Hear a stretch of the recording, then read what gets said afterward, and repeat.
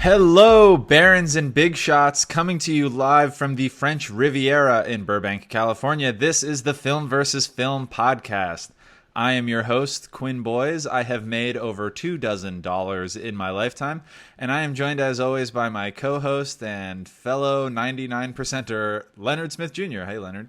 Hey, what's going on, guys? It's Leonard Smith Jr. I'm hungry. Can someone pay for my meal? Because I would like to eat. And I have a sick grandma. So is the money going towards the food or for your sick grandma? The money, listen, just give to charity, and I'm the charity, okay? Any If charity? you're a 1%er and you're listening right now, just invest in me as a person. I don't know what's going on right now. We have a very fun episode today.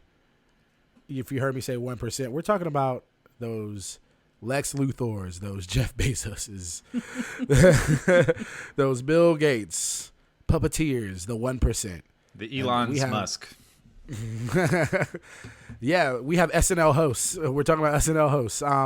We have a host of two great podcasts, Even the Rich, and just new show, In God We Lust, which I'm very excited to listen to. Aricia Skidmore-Williams. Hi. What's up? Hey, Aricia. Hi. I feel like I should mention a rich person because you both did, and I truly cannot think of one right now in this moment. Warren Buffett? Thank you. Rockefeller. Oh, okay. We're going back. That's all I could think of. Oh, Bill Gates. Johnson. There we go. Bill Gates had already been said. Leonard, you left out Aricia's most important credit when you introed her. Yeah, I know. I very adequately. You introed her very adequately, but it's no intro of Aricia is complete without mentioning top bullet point on her resume. Fellow Lotions 11 improviser. We are all on the same improv team. Yeah. And now we're all on the same podcast. We've been meeting, we literally were like, all right, we got to get Aricia on the podcast, season 1. Season 2, and we were like, you know what, let's just wait till she has 2 podcasts, so we can plug those 2 podcasts for her on our podcast. Which I don't even know.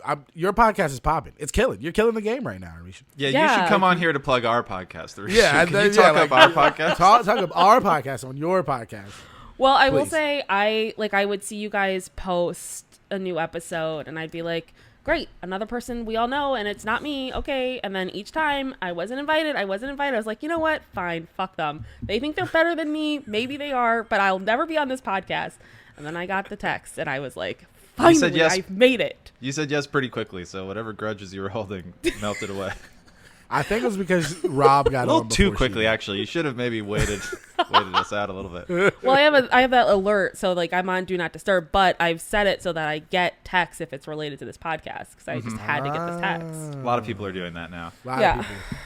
It's a very popular. subscription-based thing there. So we had the job of choosing two one person each choosing. Wait, go ahead. Do we remember the specific prompt? Yeah, I'm trying to help you out, but now I'm realizing I don't have the info to help you. Do we remember the specific wording of the prompt this week, Leonard? I'm trying to think. 1%. I thought it was just 1%. Yes, there's something more. It's not just 1%. Okay. Yeah, that's all I remember. I'm at.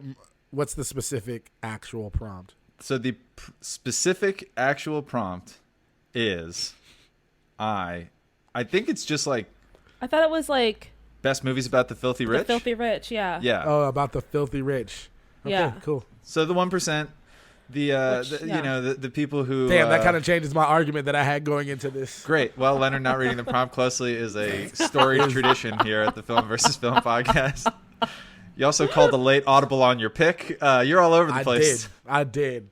Because I was very upset with myself because I was like, my roommate said something. He was like, you didn't choose that? And I was like, oh my God. What? Because I forced him to watch this movie. I've watched this movie in the last 6 months 3 times. And wow. I'm the game. Shocked about the that. game. Are you? Yeah. This is my type of movie. Was blown away that you chose to change to this movie. Yeah, okay. I thought your first pick was more this pick makes sense for Leonard. Yes. Is that fair? Yeah. I, too, was somewhat surprised when you pivoted to this movie. So do you want to just walk us through that process? We'll start with your I'm movie. curious about it, yeah. All right, okay, so we did 1%, and I chose the toy, which I don't think. Have either one of you seen the toy? No. No, I had watched like 5 minutes of it, and I was like, oh, this looks good. And then you texted us. I was like, thank God I only watched 5 minutes of it. Oh, wow. Okay, good. The toy, like, Richard Pryor is this journalist, and he's like, I don't know if he's down on his luck, but he's like, somehow he ends up in this department store while this super filthy rich man and his son, and he's like a widower, or the father's a widower or something, and he never spends time with his son, and he buys everything his son wants, and his son is just like over it. He's like 10 years old, and like he's had everything in the world, and his dad, like, he's like upset, and his dad is like, you can have anything you want in this store, and he chooses to Richard Pryor. God. So they pay this black man to be his toy for like a week, or like, and then it's like $10,000 a week. Anyways, hilarity ensues. He teaches them, like, how to be a human, basically, and how to be sincere, and like have someone who cares about you, and gets his father to realize that he cares about him. And it's a pretty good movie. It's a funny movie, but and it's funny because I loved both of these movies as a kid. The Game came out in like 1997, and I was like 9 or 10 years old, and I saw this movie when I was like 11 years old. Like, my mom had it like on VHS or something, and I was all about this movie. The Game, like, which is the movie you pivoted to, and is also the Game I pivoted to, and the complete opposite movie. Like, like nothing. It's not a comedy. It's literally like a drama thriller kind of. Like, I don't really know how to explain it, but it's about this wealthy Nicholas Van Orton. Hell of a name. Yeah, man. He is his 48th birthday. He's an investment banker, and he literally is what you would expect an investment banker is. His life is his job. He's all about money, and that's it. And there was a line where he's like, if you don't know what's going on in the world, you don't know why it's good to avoid it, or something like that. When she was like telling him, like, oh, you have this gala event, and there's this wedding, and there's this. So he's just this curmudgeon who's rich and only cares about business, and his brother gets him this gift for his birthday for this game from CRS, and it fucking. He doesn't know what it is, and I love how, like, they told him that his brother scored. Anyways, I'm like going way off. Anyways, no, you're on topic. You're on the movie that you picked. It's all right. This is good. So the game is, you don't know what it is, and you'll find out, and then all this crazy shit starts happening to him, and it's like, all right, this is getting a little real, and then he thinks he's getting played, and he thinks his money's getting stolen, and then he doesn't know if it's a game and who's not part of the game and who is, and he's starting to lose his mind, and it ends up with him jumping off a roof to kill himself like his father did on his 48th birthday. And at the end, he realizes that it was all just this visceral, surreal experience that his brother paid for it, and because super rich people can do that. Yeah. Pretty well summed up. I mean, yeah, it's just, when you guys were growing up, I don't know if this was just a thing for me, but it was kind of like an annoying thing that people used to do in high school, but the Game, it's like a I'm trying to think how best to describe this. Basically, if someone's like, have you ever played the Game before? Like the most dangerous game? No, just like the Game, and then you'd be like, no, and it's like, well, you just lost the game. And it's like a mental it's a mental thing where it's like, if you think about the game, you lost the game. So anytime someone would say, like, you know, if you were talking about it's like, oh, we're on our way to the game or something. Like, if you meant something else, you just lost you're always playing it, constantly running game of anytime you think about the game, you've lost the game. That's the only rule. Now, I have never lost the game, which I think one of the few people I know who's never lost the game, because I never think about it. But hold on. Yeah. If you're asking the person about the game, then you just lost the game while asking. Most people, yes, but I have the unique ability to be able to talk about it without thinking about it. It never enters my brain. So that's how I've never lost the game. But Leonard and Aricia, you've both lost the game. So every time people say the game, I can't help but think about the game. There could have maybe come up with a slightly better title for this movie. But yeah, it's basically like, we just go in and fuck with your life, and that's the game of this movie. There's kind of actually a real service that does that. There's like this service out here. I remember, I I think my ex told me about it a couple years ago. Like, it was in L.A. Like, you give them your phone number and like you show up at this thing, and then they like they just start calling you and leaving you weird messages and like fucking with you, and then like you have to show up to this place and like all this weird shit happens to you. Like, I don't know. So there's something apparently. I was thinking that's interesting because I was thinking there is a market for this. Now this movie is obviously like you couldn't do what this movie does, but there's probably a market for shit like this for people like thrill seekers, and it's probably would also appeal to the super wealthy who take no pleasure from the drudgery of everyday life because they have everything already. So they need to just fuck with themselves in new and unique ways. And I thought quite fitting for a movie about the 1%, where at the end of this movie, not to spoil it, but it was all the game. He wasn't sure if it was a game or if they were really trying to fleece him and take his money, and it was all the game. And I kept waiting for the twist to drop, but I was like, how fitting actually. This guy was never in danger once. Everything was fake. There were no stakes to this movie. This whole movie is my brother got me a birthday present. And like that's the whole thing. The most expensive, elaborate fucking birthday present because you can do that. I like how at the end he shows them the tab and they both look at it and they're like, whoa, but you never actually see what the number is. It's like they have that much money. You can't show the. I hate it doesn't when matter they how do many that, zeros though. are at the end. No, of that I thing. like that they did that because then it's just like everyone's imagination. And I like to think it was like $4.50. They were both just like, whoa. All right. Okay. All right. It's 1997. How much do you think it was? How much do you think it cost? I want everyone's guess. I think they needed a clean mill for that, at least. I mean, all the actors in that cafeteria and stuff. Okay. Well, just how much did it to make them put on? I don't know. No, But I how think much it's does it more. cost? I think it's more than that. Okay. I mean, I I'm think thinking it's like 1.8. I'm hearing like I was gonna say 2.5 mil. I was gonna say 2.5 million. You guys aren't that much ahead of what I said. You thought that my pick was outrageous, but Aricia. All right, I was gonna say 5. I was gonna say 5, and then Aricia said 1.8. So I was like, all right, we're gonna. Well, are we adjusting for inflation? Well, it's 97. It's 97. Yeah, it's 97. So all right, if you enough. are adjusting for inflation, then what? $748,000. I'm gonna say 5 million. I don't know how to adjust for inflation. I don't have enough money. My money doesn't inflate over time. There's not enough of it. Okay, I got another question for you. How long are you gonna sit in the testing center where you watch the video or the continuous loop of crazy shit is happening? Oh God, yeah. And he was just like, "Is anybody coming out?" He's getting the Clockwork Orange treatment. Yeah. How long before you get up and question if someone's coming? That's I think where they lose me. I could run on a treadmill as long as I can't do it indefinitely. I'm not that in good shape. But I don't mind running on a treadmill as long as you need to get your numbers and stuff. But when you start putting me in and like showing pictures of like fetuses and like, you know, all the weird shit that they showed, and then they were just flashing subliminally like those like just the screen goes dark and it just says like, you know, pestilence or whatever. It's like, I'm out. I don't like that Clockwork Orange shit. So you're like a minute and a half, 2 minutes? I'll give you 5 minutes of that. 5 minutes? That's a long time. Yeah, I feel like I'm being generous.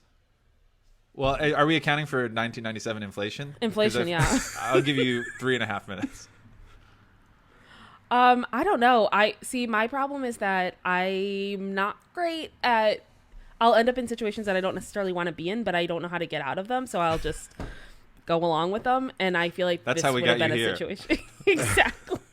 So it's like, well, I guess I'm in here. I'd probably, I don't know, 20 minutes before I'd be like, okay.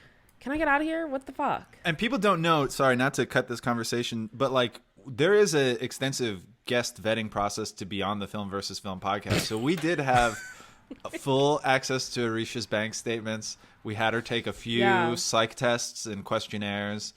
We had her take a couple SAT prep courses just so we knew what we were dealing with. Yeah. Just like Nicholas, she's a left brain word enthusiast. Yeah, so we actually know exactly how much of it you'll sit through, Aricia, and the answer is the whole thing. I was actually scared about the psych test because I failed the psych test to work at Red Lobster. So, what does that tell you?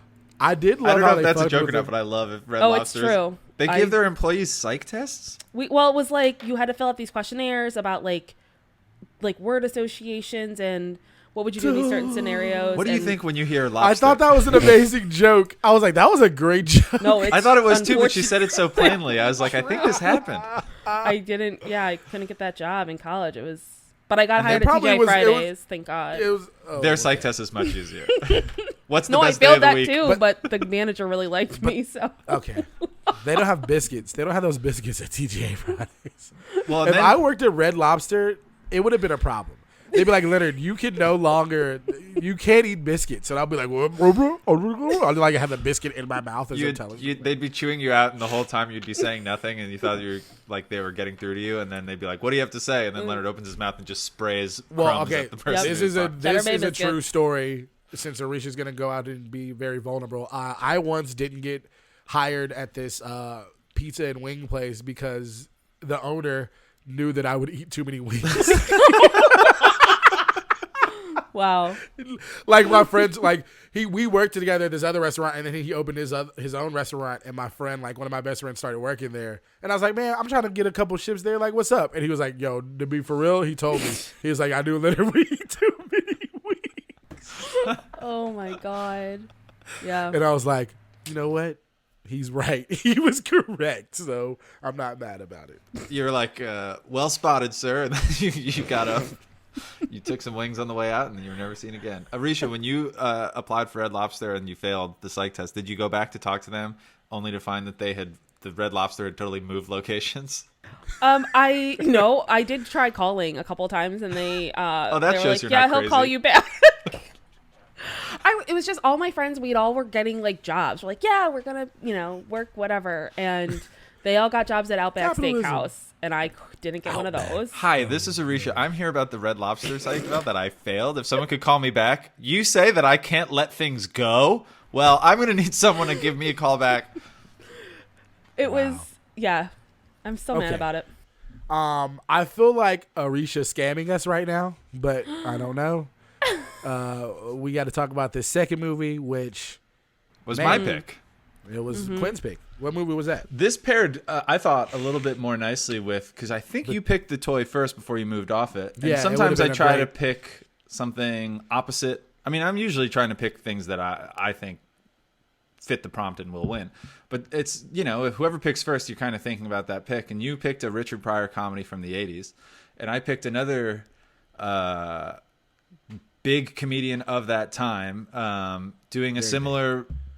Well, not a similar movie. Probably I haven't seen the toy because you changed your pick. But I assume it's about similar themes. I'm sure. I picked the Steve Martin, Michael Caine, 1988 comedy "Dirty Rotten Scoundrels," a story of two men who are in a kind of competitive, at first adversarial competitive relationship. Then they sort of team up, and then they're kind of at odds again.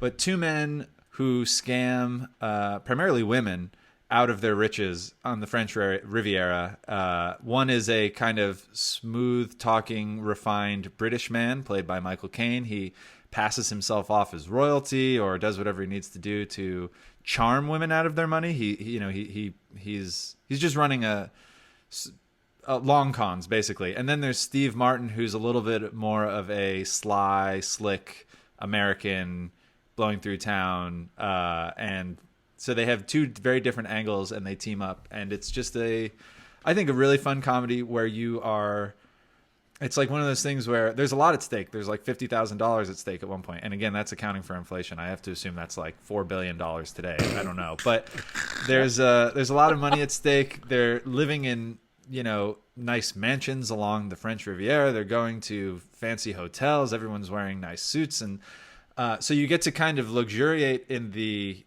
things of the 1% of the super rich. And yet you are supporting these two characters that you would otherwise not be if they weren't stealing from rich people that probably aren't even going to notice their money being gone anyway. So I think it makes the comedy come a little bit easier because people are getting hurt, but no one's life is really getting ruined. Yeah.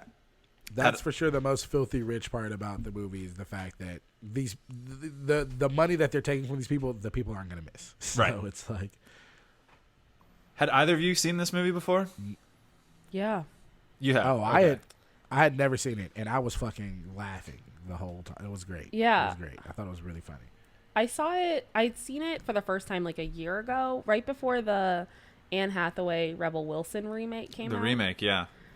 So we watched it, and then the next day we went to see the Anne Hathaway one, which is almost like a shot-for-shot remake of Dirty Rotten Scoundrels, which actually is a remake of another movie, I think. Yes, there was a Marlon Brando, I think. Yeah. There was an early 60s film of a different title, which had more or less the same plot, like two rival con men. We won't say it because we don't acknowledge movies that way. On this podcast, we don't talk about movies that are pre-1984, so for all intents and purposes, this is the original. Okay. And Got it. so the toy barely made the cut because it came out in 1984, but the first year that cinema existed. Had to pivot. Yeah. But yeah, it was funny. I thought it was funny. Steve Martin was great. It was just funny to see like a young Michael Caine, but he's still old. And you realize how long Michael Caine has been old? That's a long time. He was old in 1988. He's ancient now, but yeah. Okay. As soon as like they said, "Oh, she's like the sub queen," I instantly knew she was gonna scam both of them. Really? Why? Yeah. Like, what about? I didn't when I first saw it. I don't know what it is about me, but like I'm always like the way I think when I'm watching. When they introduced her character, I was like, okay, she's about to scam both of them. Like it's gonna flip over on them. And but then like a part of the way through, I was like, I don't know. And then I knew again. I like kind of like was like, well, maybe she's not. But then when she's like, it sounds like you didn't know. You were just thinking. I was. When she was like, my dad, changing. She was like, I'm waiting for the money from my dad. And I was like, oh, she doesn't have this. She's never going to give them the money for this. She's conning them, but I don't know how. I didn't know how. And I was like, oh, shit. So you're referring to the character Janet, who kind of arrives midway through the film to drive a wedge in the new partnership of Steve Martin and Michael Caine, who had been successfully conning people for a few scenes. Now they're trying to get with her, or rather they're trying to steal from her because she's like the Colgate heiress. I didn't rewatch this one this week. The soap queen. The soap queen, sorry, yeah. The soap queen. And so they're trying to con her, and then it becomes kind of a, well, which of us can bed her? So there's like romantic rivalries and stuff, and then it goes back to the money, but then she takes the money from them. So it's one of those movies where everyone's double-crossing everyone. It's impossible to be ahead of the game. Michael Caine is a gentleman. He did not bet to wed her, but that Steve Martin's character couldn't. Not. You're right. Mm-hmm. Yes, you're right. He got out of that. And there were some funny scenes. The first initial scene of like meeting Steve Martin with the money and like and him just like taking the photos and like buying the clothes and like the fedora with the suit jacket and like the sandals. Oh, that outfit. So funny, man. Talk about people who've looked old forever. Steve Martin is impossible to place on the age spectrum because he went gray so early. Like Steve Martin looks, I would argue, in my head anyway, exactly the same today in my mind as he did in 1988 in this movie. Like he is forever young, but kind of forever middle-aged because of the graying. But yeah, he's great. He's always like, he's got a very specific energy, and his humor, obviously there's some stuff in this movie that you probably wouldn't do today, or you certainly wouldn't do today. But like, I feel like Steve Martin's type of humor is always kind of sweet and not cruel, that it kind of papers over. It allowed me to still enjoy the movie. I didn't see it when it came out either. I hadn't seen it until more recently. But he's just got such a specific energy, and Michael Caine has that like British refinement kind of, like, he's got great comic timing as the straight man that they play off each other really well. It's a great pairing of the two of them, I think. Yeah. Really great pairing. And it's also nice, like, just watching these movies and like not having to have like negative thoughts or like imagery of the person in the movie. Like, thanks for not being a piece of shit. So yeah, and that's, you pivoted, Leonard, and I almost pivoted, except I didn't wind up choosing this movie, so I didn't have to. But when you picked, when we were thinking of the prompt, like best movie about the super rich, I almost picked The Wolf of Wall Street, the Martin Scorsese, Leonardo DiCaprio. Some people were like, I was expecting that, actually. Yeah. And so I didn't, for the reason, well, I mean, I could have, and I but like, part of me just felt like, I don't think the movie does more to glamorize. We feel the same way. I already know what you're about to say. Right, but I don't think it's any worse than you could say the same about like Goodfellas, and I would pick Goodfellas if we were talking about mob movies. You know, like, I don't think he does any more to glamorize it. And in fact, I think the whole point of The Wolf of Wall Street, of the ending of that movie where he goes to like white collar prison and he's just playing tennis, that's the point. Like, if you're waiting for this guy to get his comeuppance, he won't, because people that have this much money, they don't. Like, they never have to face. So I could have made a specific argument, but part of me was like, I love that movie. It's quite a long movie also. Maybe I was trying to take pity on Aricia, but like there was just something about it which is like you come away from that movie and you're a little bit more like fuck this, fuck the system, fuck Jordan Belfort, fuck the who's DiCaprio's character, fuck all this. And I was like, if we're talking about like best movies about the super rich that also acknowledge that the super rich can be terrible, but like you can have more fun in it. Like it was a tough prompt, and I think the way to interpret it was a bit difficult. And I don't know, Leonard. Like I think we picked different films, I felt the but same they both exact fit. way, and that's why The Toy and this were both basically kind of like we're like, all right, let's shine a light on how like shitty these people are. Not shitty, but like let's shine a light on like their life and their experience, but like also like try to humanize them and not like glamorize like how like disconnected they can be from society. It's a fine line to walk, and we've talked about the movies now. We've talked a little bit about our process in picking them, but Aricia, you had seen Dirty Rotten Scoundrels once. It sounds like you had not seen The Game. You host the podcast that kind of looks into the lives of the rich. Like what did you think, I guess, when we gave you the prompt, and what do you generally think about, in the past year plus experience chronicling the lives of the rich? I mean, what do you come to look for and stuff like this, if anything? Oh my gosh, this is a loaded question. Is it? Yeah, it's also vague enough that you can go a lot of ways with it and still answer it. I mean, I don't know. I feel like it can be fun to watch the rich and talk about the rich, but also in the last year, I feel like it's a very fine line because you also want to eat the rich, like especially when you look at how much like the uber wealthy. And I'm glad I was originally thinking one of you would pick Wolf of Wall Street because that's like the first thing that comes to my mind in terms of like uber wealthy, but I hate that movie.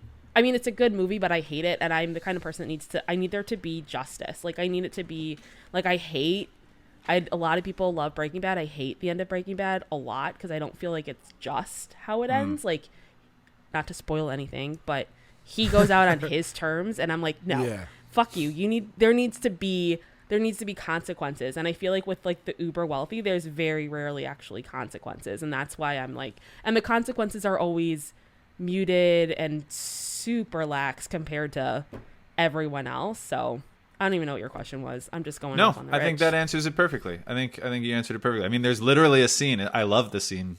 I think DiCaprio is great in the scene, but it's hard not to like pull your hair out where he's on his yacht, his big ass yacht that he had to like extend so that it could fit a helicopter on it, and he's taunting an FBI agent as he's walking away by throwing a lobster over the side and then flipping money off like he's at a strip club, and then just going, I call these fun coupons. So it's tough to be like, that's my guy, that's my main character. Much easier to root for Steve Martin or Michael Caine or even Michael Douglas. Aricia, what movie would you have chosen for this prompt? Wow, I hadn't actually thought about that. I think it's safe to say Aricia would have picked Richie Rich.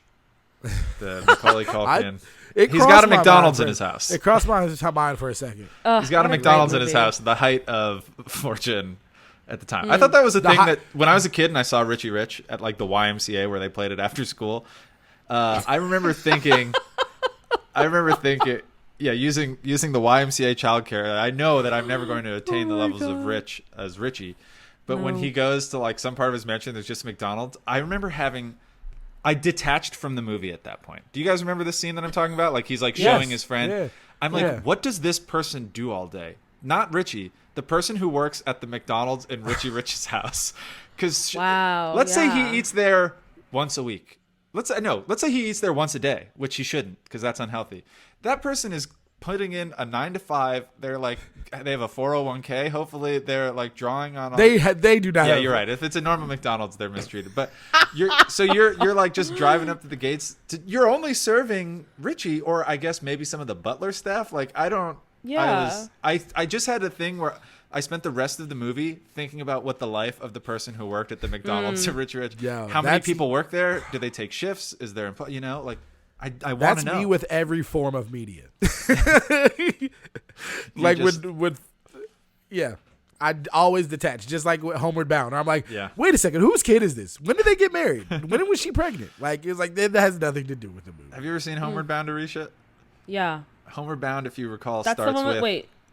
It's Which one is that one? The animals run away from, Yes. or they get separated and they have to find their way home. With the 3 animals? No, I don't Yeah. like it. Leonard hates it too, but I gave it to him earlier, and he was so caught up on the fact that it starts with a wedding where the mom is getting married to like a new dad, and Leonard just couldn't get. That's like the first scene, and Leonard couldn't get over. He goes, "What happened to the old dad? Is he dead? Is he moving on? Like, where's the other dad?" The reason why I was super all about it is because they also had like a 2-year-old son, so it was like, Yeah.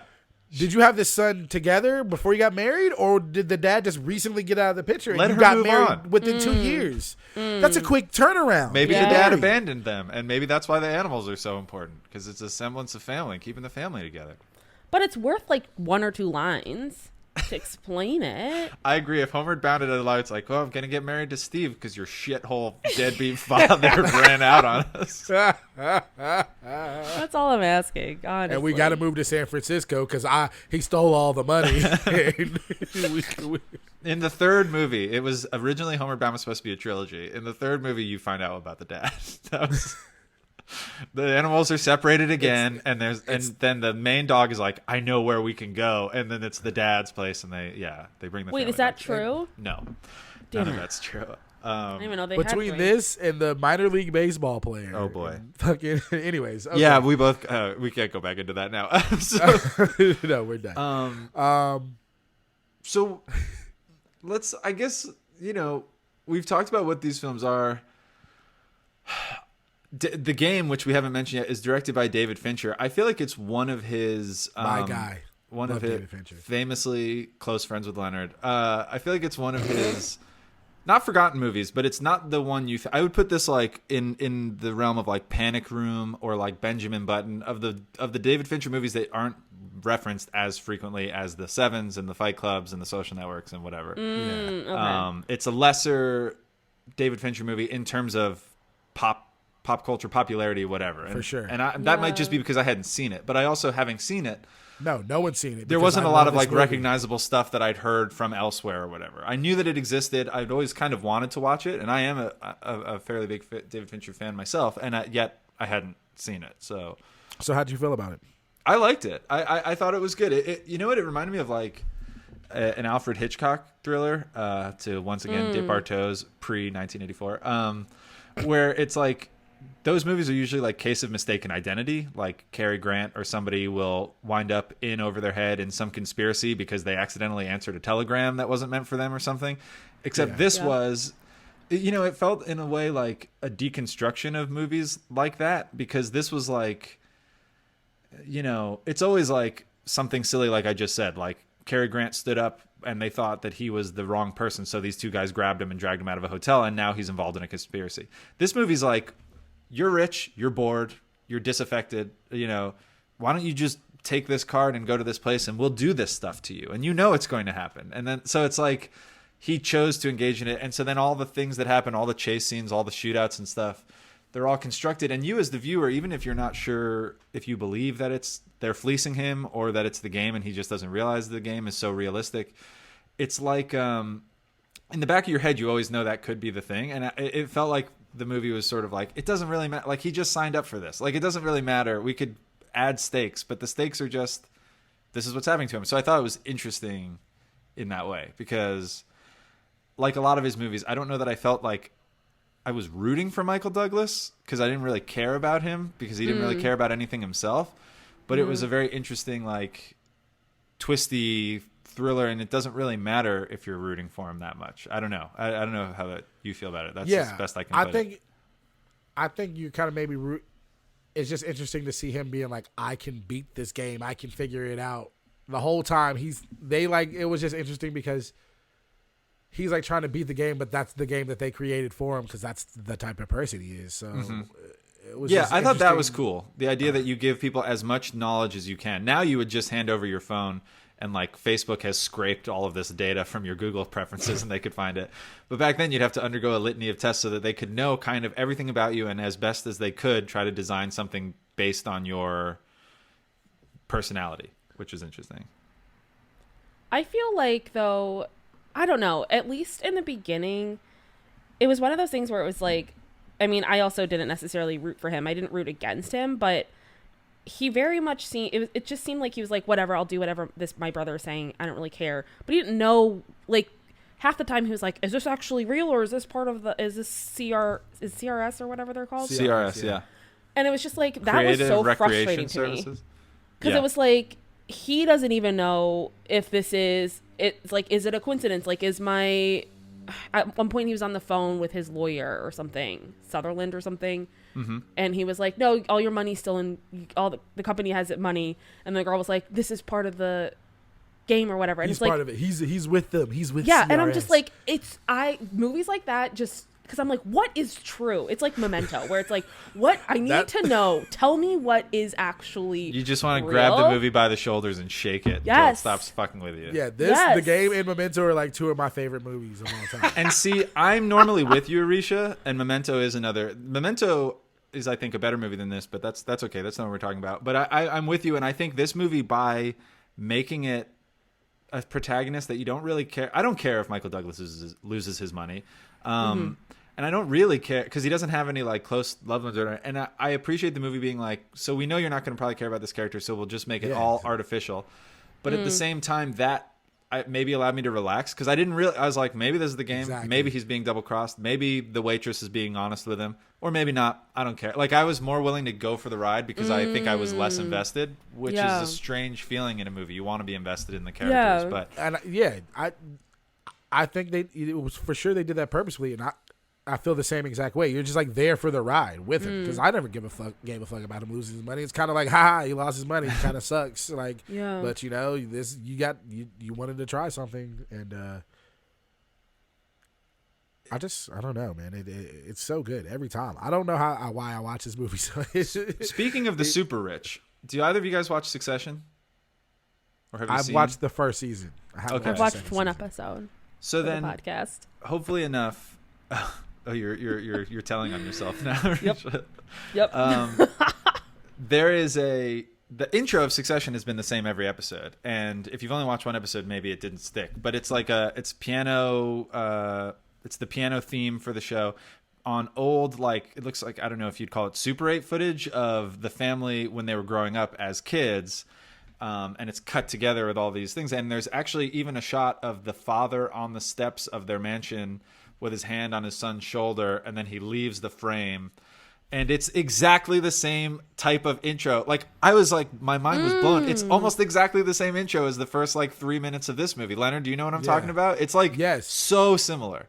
It's crazy similar to the point where they couldn't have designed that intro without having seen the game and knowing about it. Yeah, I hadn't even put that together. That's so funny. If you take the theme song from Succession and you put it over that same footage, which this also has a piano score, and you put it over that same footage, you would be like, they slightly tweaked the Succession. You wouldn't know. It's that similar, which is kind of wild. And it works. It's cool, but yeah. I did like the vibe because instantly when you're watching it, it's instantly that 1% filthy rich vibes. Like, this is like the super wealthy. They've got white maids who live. You on know the you're wealthy estate. when you can afford white maids. That's the guy who's been there the hurt. Like I was just thinking about Ilsa. I was like, what? I can't imagine living on someone's estate your whole life and like. What does she do? Does she get does she work? Does she get the weekends off, or does she work every single day? Does she get 3 weeks off every 6 months? Like, what's her life like? Yeah, we're doing it again. Richie Rich McDonald's. This is what's happening. Yeah. I mean, some people are content with that. So you know what? All power to them. You know. I mean, yeah, free room and board.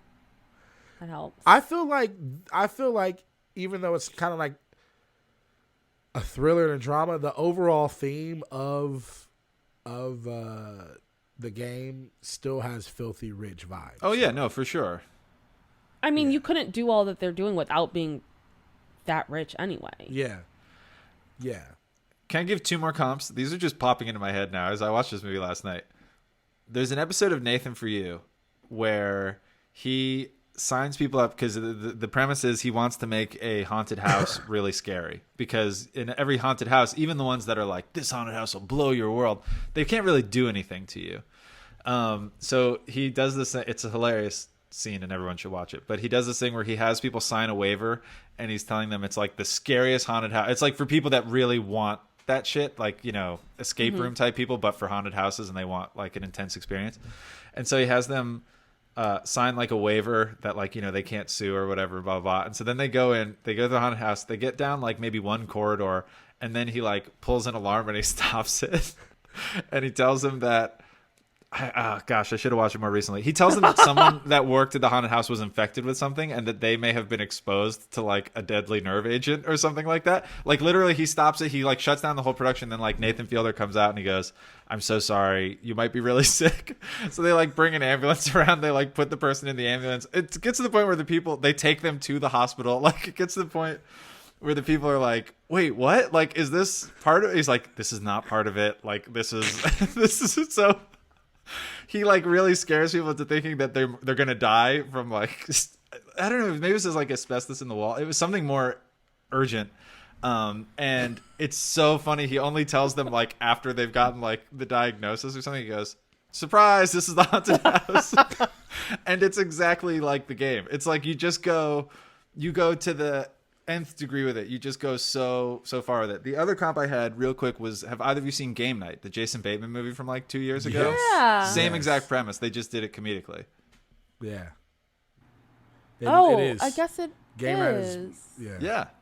So this is fun. and I'm I not need to even saying rewatch the it, game though. is the first movie to ever do it. I think these kind of Yeah. twisty mystery box movies have existed for a while, but there are a lot of like, the influence of the idea of it, the story of it, I feel like was familiar, despite never really having seen even a clip from this movie. I don't think. Well, that's great that you say that, because I feel like we should go into our little talking points. Sure.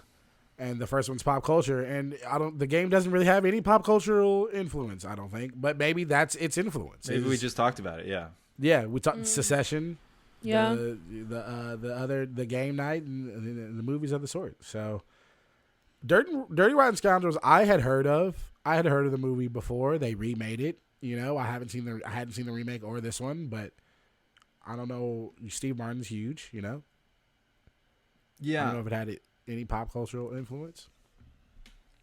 What do you think, Aricia? Nothing coming to mind. I'm trying to think, like the title and like the fact that they're in a movie together. But yeah, I'm trying to think of things that are like lines from the movie that were super prevalent, or it's also from '88, so there's been some time that has passed. But I feel like the French Riviera. Yeah, but you know, I mean, was in it. It's so iconic in that movie, but I don't know pop culturally.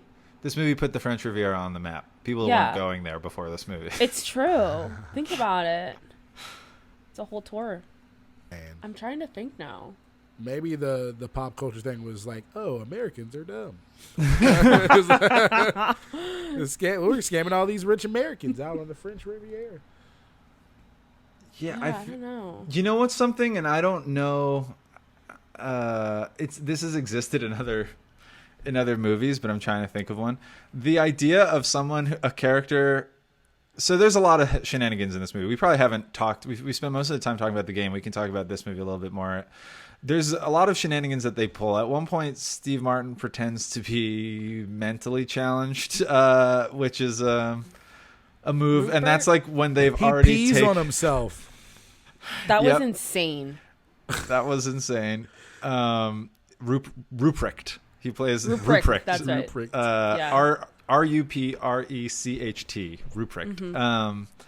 And then he's got like an eye patch, and he's got like they're doing all these gimmicks, but the one that he's using when he's trying to woo Janet is he pretends to be Oh my God. paralyzed.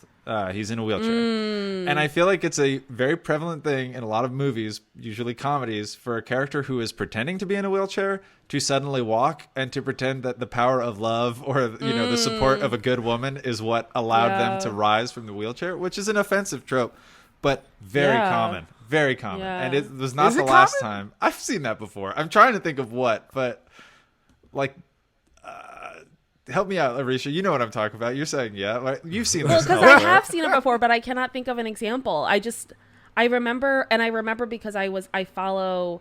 There's an Instagram. I follow a lot. Everyone follows Instagram accounts, but one of the Instagram accounts I follow is somebody who's in a wheelchair, and she posted like a list of things where there are movies where it's like they make fun of that, or they like make it like, oh, this is all it takes to be able to walk, as if, you know, we're less than because we can't walk. And I just can't remember the movies on that list, but I remember this trope. I've seen it before.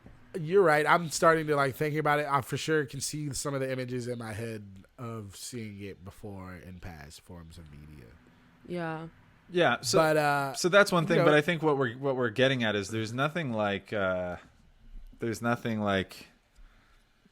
love Lamp. There's no like enduring line that people might be saying and they don't even realize it's from that thing, unless we're just missing something very obvious from either of these movies. Yeah.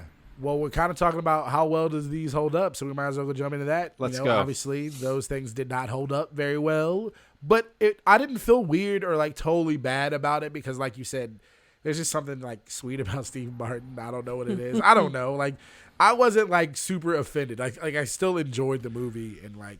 And I think it's like when you're introduced, it's like these characters. The movie is called Dirty Rotten Scoundrels. These characters' occupation, for lack of a better word, is to steal money from people, which, yes, they are people that we are like, I don't care if this person loses $50,000. However, it is still biblically, I guess, wrong to steal. So they're not good characters. So the fact that they would like pretend to be disabled or pretend to be all of these different things, whatever they needed. To children for charity. Right. There is no poor taste for them. There is no too low, and that's well, there was for Michael Caine's character. That's true. He had like some dignity. Although he spends his time sleeping with women to woo them all the time. He just taps out of this one situation where he's like, I'm not going to compete with you for it. I'm still going to do it, and that's how I make my wealth. But yes, he sits that one out. I feel like the game holds up pretty well. Like, even like for today, it just felt like a good movie still. To me, it feels like a good movie. David Fincher movies just age pretty well. I was thinking about that when I was watching it. Like, all of his movies have the same kind of like professionally made, you know, he doesn't go in for like cheap camera tricks that now look weird. Like when you see that I just rewatched Gladiator for the first time forever. I know we're talking about all sorts of movies that we didn't pick on this podcast, but they have that thing where it's like slow-mo, but it's like the frame rate is choppy, which I remember that was really popular around like the 2000s. There's just a lot of like the slow-mo where it just sort of looks shaky because they've taken frames out or something. I don't know how they got to it. And it's like, oh yeah, that was a trend at that time. But David Fincher movies just always look like David Fincher movies. If you released this movie today, there's nothing other than the fact that you'd be like, wouldn't he use his iPhone? But like beyond that, there's really nothing that's that dated about it. Exactly. Like even the part where it looks very slick. It looks very slick. It looks so good. And just like even them being rich and like assholes, it all kind of like would fit and translate to like today. Like him smoking the cigarette in the fucking restaurant. And he's just like, and just like everything just felt very genuine and like, it just felt like they could have been a lot. It could have been 2021 because rich people's lives have always been the same. Like they're catered on hand and foot. Not necessarily all, but like, you know, their lives are pretty consistent. I feel like there's not like there's much more you can do. They're trying to go to space. They'll be able to go to space soon. Rich people will go to space soon, but they can't leave the Earth. So there's only so much they can do on Earth. And I like you mentioned the asshole trying to smoke the cigarette indoors. That's the part of Michael Douglas's brother, Conrad, played by Sean Penn, who's great. Who's good in the movie for sure. But also like, I read a fun trivia note is apparently that role was originally offered and maybe even accepted by Jodie Foster. So she was going to be playing his sister. Wow. And then Jodie Foster, I guess nearer to filming or after she'd accepted it, she was like, it doesn't feel right age-wise for me to be playing Michael Douglas's sister. I think I should be his daughter. And then like it was just a classic movie star stare-off, especially for like men of a certain age, which Michael Douglas is now and was then, of like, no, Jodie Foster's not my daughter. Jodie Foster is my sister. Because if she's my daughter, then I'm much older than like it seemed like that was behind it. Because Michael Douglas wanted her to be his sister, Jodie Foster wanted to be his daughter because Jodie Foster's no. on the other end. Like, there's an 18-year age difference between them. So you could kind of go either way because I think Sean Penn is that much younger, too, than Michael Douglas. They, and he treats him like a baby brother, like a very, I was like thinking he's kid like his sibling. dad. Yeah. Right. Yeah. I assume it's the baby in the footage in the beginning, and that doesn't look like that. Yeah, there's he a looks bigger like he's age difference than that. I think he's supposed to be like 13 years older than him because he's like 13, 14, I think, when his dad died. Right. And he was like a baby. But I just found it so funny of like, and so the standoff wound up them being, I guess Jodie Foster stepped out. I don't know, but then they're like, we'll just get Sean that would have Penn. ruined the whole movie. He's not supposed to have any connections. He divorced his wife because he didn't have kids. That would have made the movie. So I guess it different. would have been a somewhat The estranged character would have daughter, been- but yeah, you're right. It's not a bad point. It probably works more as like the fuck up brother. Exactly, for sure. I'm just curious how Michael Douglas in 1997 was. How old do we think?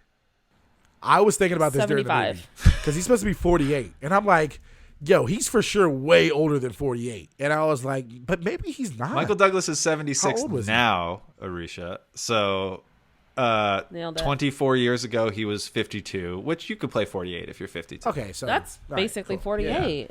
Yeah, it's basically 48. Um, I'm getting old, so that's basically 31. Sean Penn was 36, so yeah, I mean, Okay. you can fudge those numbers and make that work, I guess. Yeah, for sure. Yeah. Yeah. So, I feel like the game held up. I think it holds up. The most.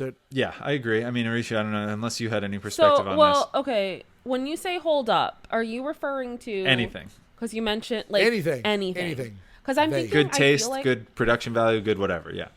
Yeah, it was a dark movie in terms Yeah. of it wasn't bright. Yeah. That's what This is dark very true. means. I don't mean like No, I mean but it we was get dark, you. but it wasn't like which I don't love. I realize I like bright movies. Okay. All his movies are dark. They're pretty. They're all. They pretty are. dark. I didn't realize what else he had done until Mr. IMDb here just quoted them. So you're right. They are normally dark. I think it holds up pretty well. It definitely, you can tell it was a movie from the 90s, but Yeah. I agree about the wealth. I mean, it all looks the same. It's just upgraded couches and exclusive clubs. Yeah.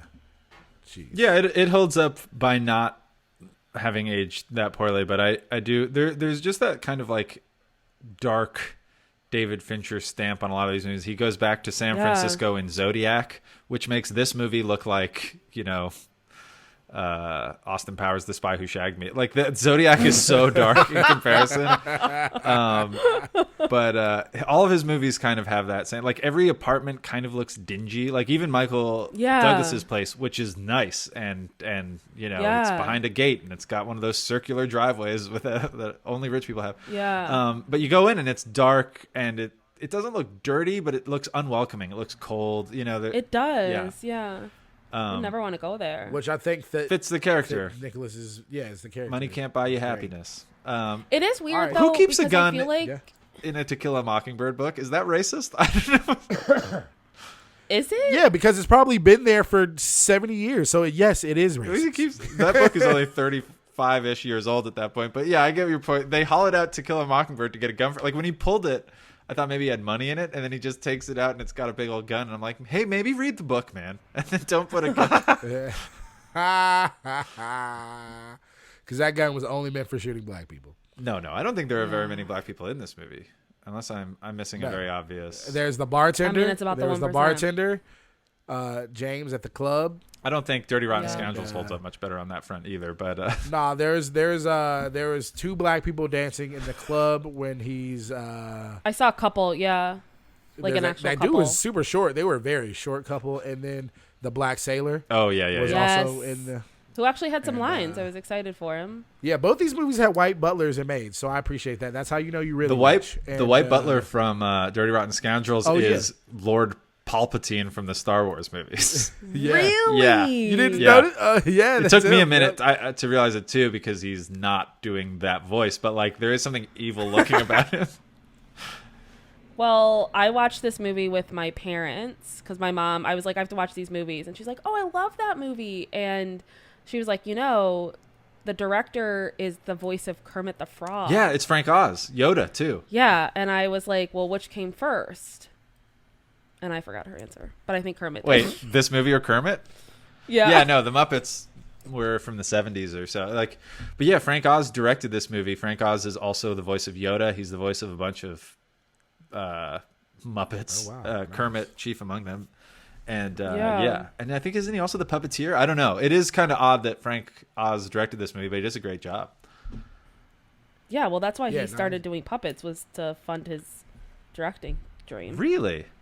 We're learning all kinds of interesting things in this. We're learning about Jodie Foster. We're learning about definitely Kermit. Well, let's. There's two things. There's a couple things we learned that Steve Buscemi was not in either one of these. Yes, films. the all important third criteria on our list was Steve Buscemi in this movie. No, he wasn't. Now, could Steve Buscemi have been in these movies? Oh yes, Steve Buscemi could have been a great character in the game. I don't know that like, tonally he some fits with the weird- game. I feel like David Fincher doesn't use people that look like Steve Buscemi that often. But they had what's his name that's in all the movies now with the scars on his face and they were The a guy who couple, tries like, to really drag him into the good- river. How was he Yeah, meant to who survive drives that? the Can river. we just explain? The game makes Okay, no yeah, sense. Like, That's you what are I going to don't kill this get. person a lot. I know they said the bullets No, were he's squibs, but it's like, buried. what was blowing up the living room then? Was it just They probably timed the apartment was explosives? already set, so they had timed. That's why I'm thinking this shit cost at least $5 million. They You know put what I'm him- saying? Back then or now? then, now it costs their bill was 8.6. $5 million. Then.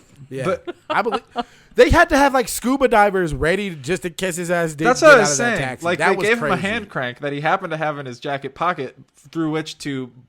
Oh, I thought he was going to bust. It wasn't I happen thought to he was have. going It to was bust the all set windshield, up. but then he just cranked the window. Would have been more dramatic if he busted it. But like, he cranks the window, and it's like fucking lucky that he had that with him because he'd already like gone home. Maybe left it on It's his not counter. lucky. It's all planned. Yeah, but they don't Quinn. know. He You saw can't it. account for human. I'm just saying. Okay. I would have died. So if you guys imagine you are the 1%, would you ever sign up for something like this? Yes. Leonard always says come yes. on. Yes. Stuff. Yes. No. It's not going to play out exactly the same way as a movie. It's just you would sign up for this game you don't know anything about. That I don't know anything about. Yes. Changes.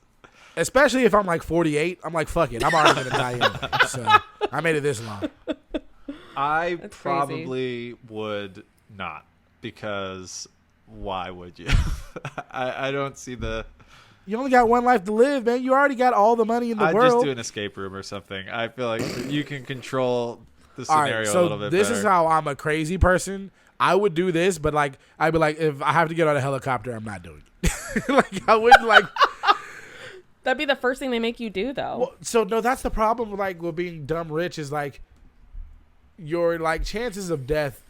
I feel like rise because you're on like small private jets. You decide, oh, I have the money that I can get a pilot's license and fly my own planes. Like Yeah. you're flying in helicopters all the time. Like these like the 6th richest person in the world died in Alaska a couple weeks ago. Because he was doing like some like heli skiing or like where you have to like you can only get to these spots by helicopter. Yeah. And it was like some crazy tours and like 6 people died in this I helicopter think crash it in seems Alaska. they die in more extravagant ways, whereas the poors like Right. us just die from easily curable diseases, and not being.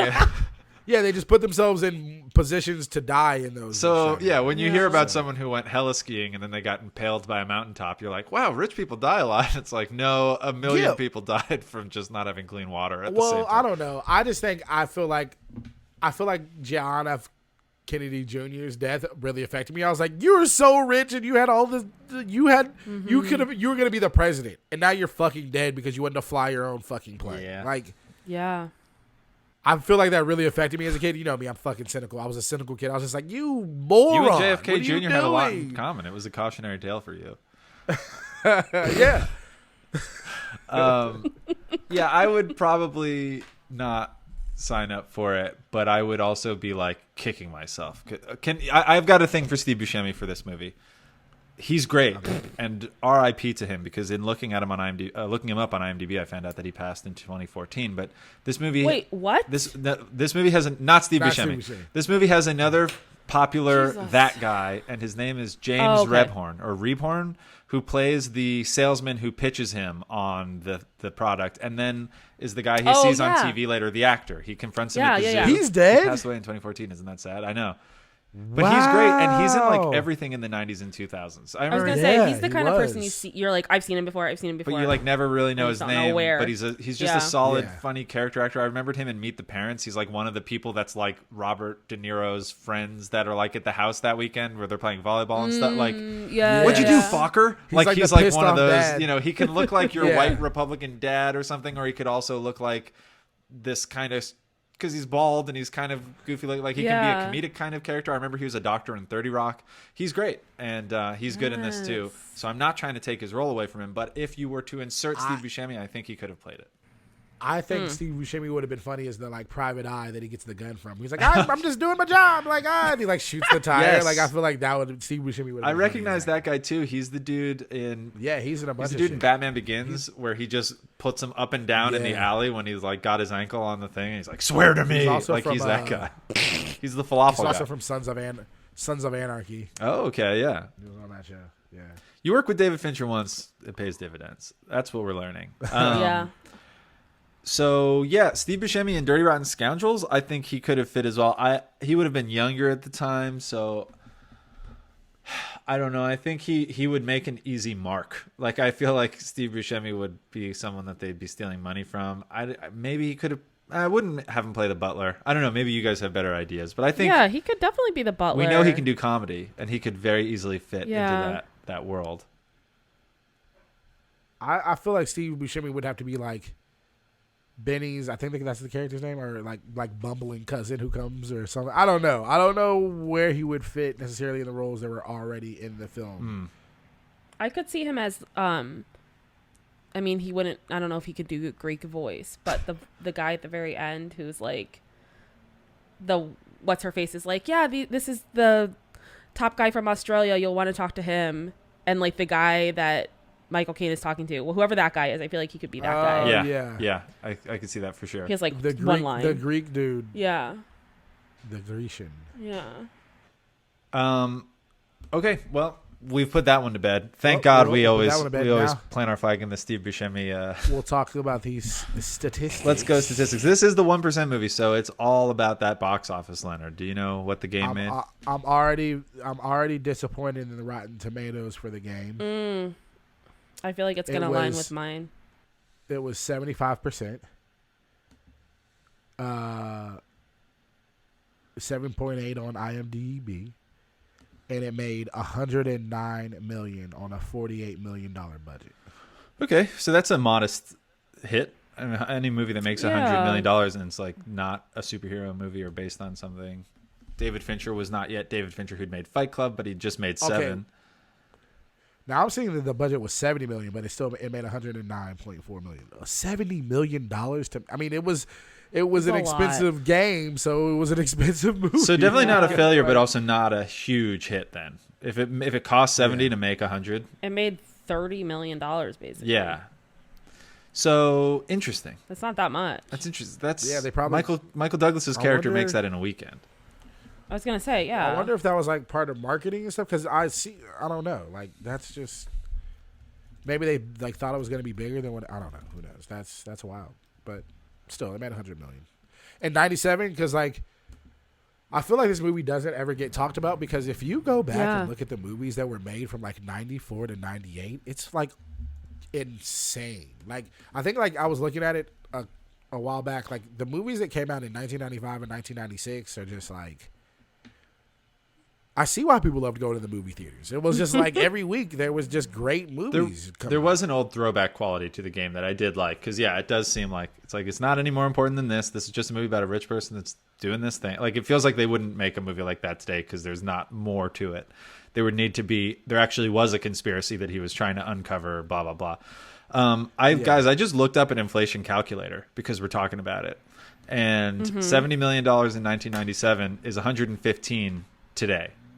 So yeah, and then to make if you were to spend $100 million on a movie today and not have it make $200 million, I feel like you would consider that not an outstanding success. for No. sure. And that's what I feel. I mean, nobody knows about this movie. I tell people about this movie Yeah. all the time, and no one knows about this movie. Should we go Dirty I've Rotten never heard of Scoundrels? it. I'm trying to find the Yeah. budget for Dirty Rotten Scoundrels. It's a comedy, so the margins are a little bit lower. It looks nice, but I don't know if they actually filmed on the French Riviera or if they were just doubling for it. I would assume most of the salaries going to the two leads. It made $42 million, which That's it? which in 1988, let me just do this quick math here. That's it. That might be a lot of money. Maybe that's like $1 billion. We don't know. Nope. There's no way that's $1 billion. I think I just saw somewhere it said he said $1 billion. It is actually okay. So, but for a comedy, $42 million in box office today would be $94 million in box office, which is not bad for a comedy, depending on how much it costs. I'm trying to find how much it costs. I'm not seeing how Yeah, much it looks costs like it was either. before those things were heavily reported, but I feel like it had to cost a decent amount of money. Because they look like I thought they were on location. oh, here we go. That didn't look like California. This is from Like, Forbes.com. So we trust Forbes, right? I mean, that's a magazine Yeah, for the totally. rich. I know it's for the rich because I've never had a Forbes magazine in my life. They're too expensive. And I wouldn't understand the articles. But the movie was a hit at the time. It made $42 million domestic off of shit. Domestic off a $3.8 million debut. But debut doesn't mean budget, so I just totally ran us around. Don't listen to me, guys. Keep talking. I'll keep looking. I will say I'm looking up the filming, and they do film on location for it. Oh, cool. So. Well, it shows. Wow. It does look. it did look good. That's why I was like, I don't think Beautiful. that was the California coast. Yeah, no, definitely not. So we don't know how much it made. I feel like it is usually considered a hit. It is considered a successful movie, but maybe that's just word of mouth or something other. So, I think this category for once had some added importance, Leonard, because box office for movies about the 1%, how can that not be important? If you can't tell me it's a great movie about rich people and it made no money. Yeah. 100 mil, baby. So, yeah, that's where we're at. I mean, what else is there to talk about, Leonard, or are we just going to the... I think we're good. I think we go to the fifth and final criteria. Oh, boy. then Wait. which one I is- have to wait, answer yeah. your question about what movie I would have picked. I've been Okay, thinking all about right. it this whole time, and I still don't really have a good answer. But the first thing I thought of was the TV show Gossip Girl, which is not a movie, but it is a perfect example of the uber wealthy, and I love it. And I Is had to it? plug it. Yeah. Wait, Gossip Girl? I thought they were like a single mom and a daughter or something, right? You're thinking of Gilmore Girls. Gossip Girl Was is Blake Lively. They can't afford to live in that quaint Connecticut town. This is bullshit. I was like, what? Telling me they get coffee No. from that same place every day. You Oh. could run up a tab. I've never seen an episode of Gilmore Clearly. Girls, so I was just like, wait a second. Yeah. Also, me never seen an neither. episode of Gossip Girl. You should. It's so Have you ever good. watched Is it- Girls is it on HBO? What No. And I what never- channel is actually, I've Gossip seen one Girl on? The CW. So it's everything you ever okay. want in a TV show, obviously. Okay. Drama, sex, drugs, intrigue. Diaries. But yeah, truly, like, they take limos to school, these kids, and they're like going to bars and they're supposedly 14 years old and ordering like Manhattans. But movie wise, I think I would say, and this isn't really 1%, this is like the top 5%, but I would probably say Clueless. Oh, okay. Okay. So 'Cause she's like super rich. all three of those movies, I think it bears repeating. The Game and Dirty Rotten Scoundrels make for a weird double feature. They are alike in that they both deal with the rich, but the two movies are quite different. Clue is closer to Dirty Rotten Scoundrels. No, Clueless. Clueless. Oh, I'm so sorry. Wait, I is heard Clue Clue. rich people? I guess. Yeah, they live in a Yeah. they live in that big ass manor, and he's got a butler. And it has John Cleese, who was originally tapped to do Dirty Rotten Scoundrels, but he...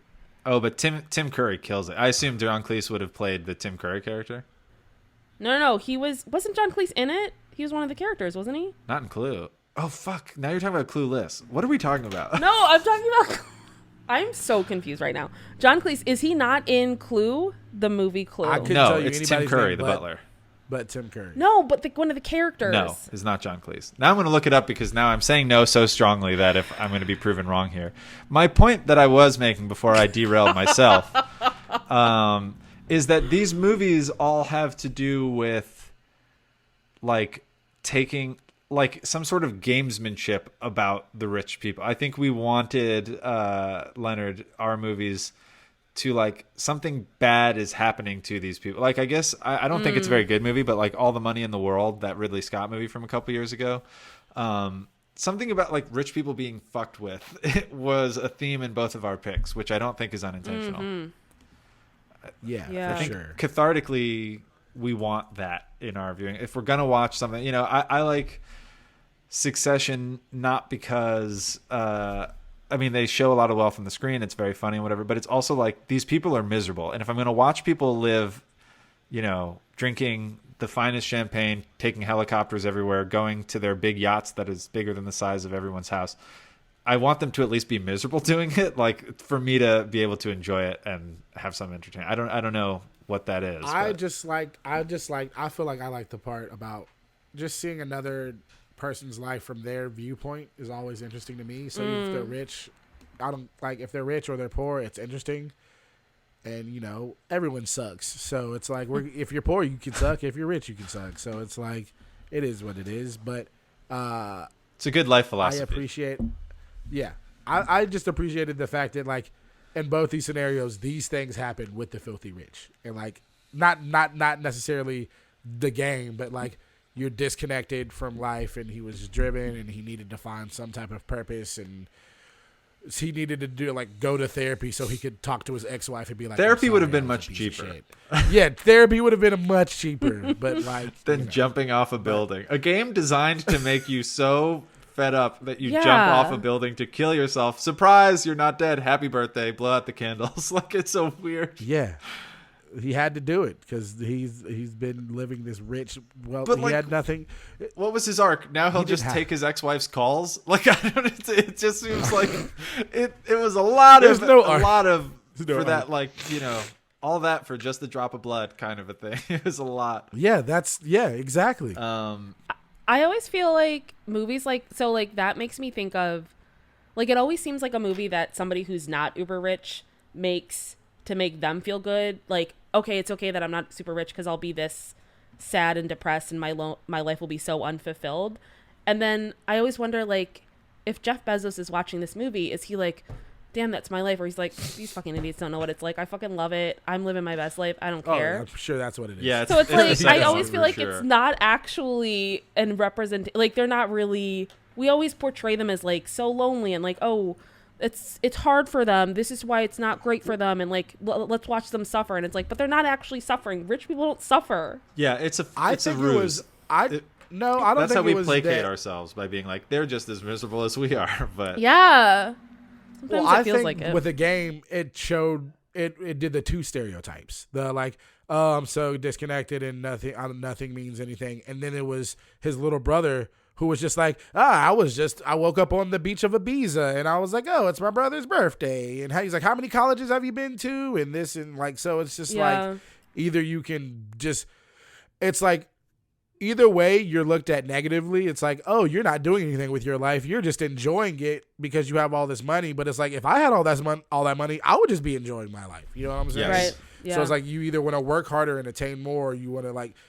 So it's just kind of like us like not having money. We're always going to look at them in a negative light. You, Leonard, have the audacity to enjoy your life without all that money, and I am offended. Wait, so Leonard would be in Ibiza, and then Yeah. Quinn, would you be the working as an investment banker? If we're mapping the podcast to fit the movie The Game, Leonard is Sean Penn, for sure. And I am Michael Douglas. And Nice. we get dinner, and I chastise Leonard for living his life Smoking a irresponsibly. I'm smoking a joint in the restaurant. Yeah, and Leonard's giving me business cards to Colts, and I'm like, all right. Okay, so we've been dancing around it. I'll just say one other thing. Clueless, I think, is a great pick, Aricia. I think of that more as a high school movie, but it is absolutely a movie about the uber wealthy. and is another kind of lighter, enjoyable movie about it. You laugh with them. The main character is kind of, is it fair to say she's sort of a ditz? I mean, I don't know. She's not dumb, but she's vapid. She's clueless. That's the title. Like, she's clueless. Yeah. But you don't hate her either. Like, it's another movie that is, she's a sympathetic character. I mean, most movies have to have sympathetic characters or else you wouldn't watch them. But like, exactly. there is something about. But she also does just like side swipe cars, and she's like, oh, Whoops. like, what? But the two movies that we picked, the two movies that we've been discussing, Dirty Rotten Scoundrels and The Game. Yeah. We came up with this prompt. You interpret it however you like. Best movies about the filthy rich. So, what do you think? Leonard and I are going to give final arguments, I guess. So I'm throwing it to you too soon. Leonard, should I go first or do you want to go first? It's up to you. I'll go. I liked The Game. I had not seen it. I really enjoyed Dirty Rotten Scoundrels. I felt like picking a kind of a lighter comedy for this because even though a lot of our conversation was about like, screw the rich, we don't like the rich. It is fun to watch people like in the French Riviera just like wearing tuxedos and going and living it up and doing all these fun things. I think my movie, that's kind of how I like watching these movies. Again, I said that I could have gone with Wolf of Wall Street. I do enjoy that movie, but if I'm talking about a movie that I'll probably come back to more often, like Wolf of Wall Street's probably a better movie in my mind, but Dirty Rotten Scoundrels is like a more fun movie. It's a funnier movie. It makes me feel better, and I think whatever politics it has, I guess just about like the wealth disparity and something, you can think about them, but also it's just trying to entertain you. So it's not making you think that hard. You're not left at the end of the movie walking away like, screw these guys. Now, The Game I don't think was really about the fact that Michael Douglas has a lot of money. Like, he does have a lot of money. It's part of his character. He probably wouldn't be able to afford it in the abstract, although he doesn't pay for it anyway. His brother does. But I think you could make this movie about a middle-class person who's dissatisfied with his life, who has an ex-wife that he's not that into and lives alone. And I think it's much the same movie. I think a lot of the issues that Michael Douglas has probably affect the wealthy, but could affect anybody. I don't think the fact that he's rich has that much to do with it, other than the fact that they're trying, they make him think that they're trying to steal his fortune. But there's literally a point in the movie where he goes, I don't care about the money. It's more about his obsession at that point. So I think it fits the prompt for sure. I don't know that like it's the most, I don't know that it's as integral to it as is my movie, as is like wealth and the idea of wealth and stealing it and how it's power and you kind of debase yourself and go through all these things to get wealthy and you scam other people. I feel like it's much more prevalent and much more fun and funny and palatable in Dirty Rotten Scoundrels, which is why I think I picked the better film. Leonard? Okay. I had not seen Dirty Rotten Scoundrels, and it was also a very good movie. It's beautiful. You see the coast. You think whoever's here, this is prime real estate. You got to be wealthy. You got to be filthy rich to be staying in these hotels and whatnot. I disagree with what Quinn said about this. Could be it could be anyone. We're all human, so we all have emotions. We all can feel disconnected. We can all feel depressed and upset. But with the character Nicholas, he felt that way because of his filthy rich upbringing. He was born into wealth. His dad, who I guess wasn't maybe feeling fulfilled or felt the pressure of providing and having this life, it was kind of like, it was passed down to him through his family of this, I guess, this disconnect of being always wealthy all the time and falling under this certain type of, stipulation of this is what your life has to be. And I think that played a major role in the movie. Being filthy rich played a major role in it because he was just going with emotions. He had been raising his little brother and being the primary, benefactor of the estate since he was like 13 years old. So he had to be serious because his life was all about money. He had to keep that money and continue making money because that's what he was supposed to do. And he wasn't living a real life. And his little brother, who didn't have that pressure and just had the ability to just spend this money and have it, he saw this in his brother and was like, look, let me give you this gift so you can realize that you only have so much more time left on this earth, and try to enjoy it and try to be a fucking human and realize what's going on around you and not just dollars and commas and stocks and whatnot. So I just feel like my movie is the better overall movie. I feel like the first one, The Dirty Rotten Scoundrels, is very entertaining. It's very funny, but the game is just very different. So for me, the feeling of like suspense and like being like, what's going on? Like, I hate like figuring out movies and like what's going to happen and knowing what's going to happen. You never knew what was going to happen. And I was interested in this rich man's plight and his whole like situation. And I thought they did a really good job. And at the end, you're just fucking mind blown. It's like a triple twist. And, I feel like, it was a good movie. And only someone extremely wealthy could pull off this type of an extravagant type of gift for someone. Okay. You both make very, very compelling arguments. And I don't buy into astrology, but as a Libra, this kind of thing is really, really challenging for me because I just can't make a choice. To the point where I've truly gone back and forth in the last 5 minutes. And I think I'm going to go with the prompt being the best movie about the filthy rich, right? That's the prompt. I'm going to have to give it to The Game. And I didn't even like that movie. I much prefer the other one. I knew it. I could see it in her face when I was saying it. She was like, damn.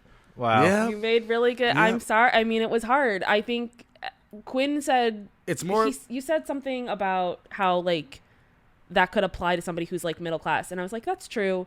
But then Leonard was talking about it. And I was like, you know what? Even just the actual game, you had to have such opulent wealth to pull all of that off. 1 million, 1.8, 5 million, who knows? So I had to give it to The Game. For the fact that there's even an avenue, that there's even a service like that, you have to be, yeah, and to know about it, yeah. Yeah. Are you scamming me, Aricia? This is Dirty Rotten Scoundrels. I think so. It's just the Dirty Rotten Scoundrels is more about the scammers than the 1%. Yeah, because like, so I mean, than the filthy rich. So yeah. It's like I'd say Michael Caine's character is pretty rich, but Steve Martin's character isn't, or at least he doesn't present as really rich. And so I was just like, I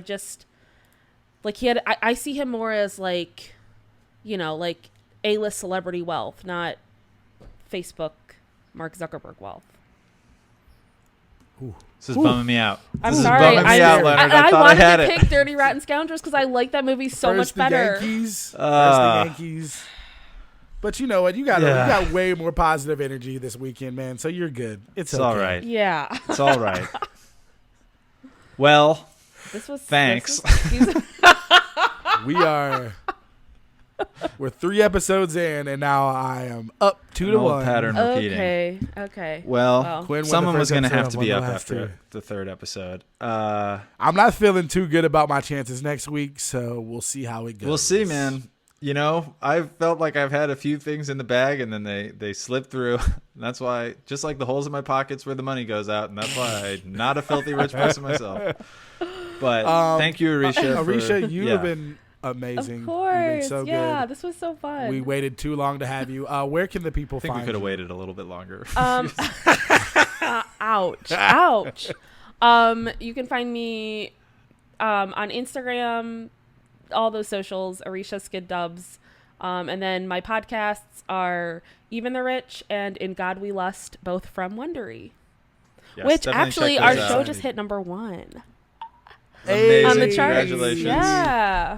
Yo, our show just hit number 9. Yeah. No, I'm joking. No, that's what's up. That's Liddy. And I'm really excited. I'm going to check out this In God We Lust because I'm from Lynchburg, Virginia. Oh, yeah. Home of the Falwells. That story. Liberty what's University. what's the quick pitch on In God We Lust? I know a little bit, Aricia, but if you had to like... Yeah, so the Falwells, they're the family that started Liberty University, super evangelical family.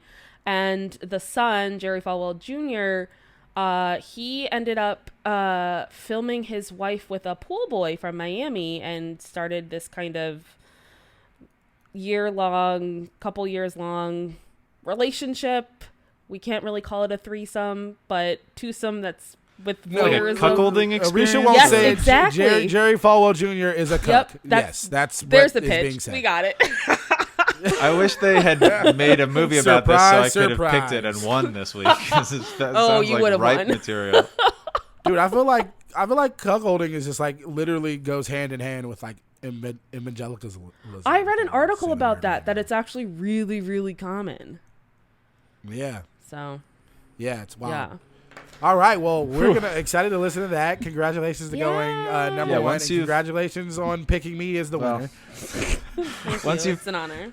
Once you finish listening to this podcast, go check out Aricia's podcasts. Check out Aricia on her social media platforms. Her film picks. I mean, you liked my movie better. I was about to say her film picks. I know, There's some room for improvement, but you liked my movie better, and I did not win.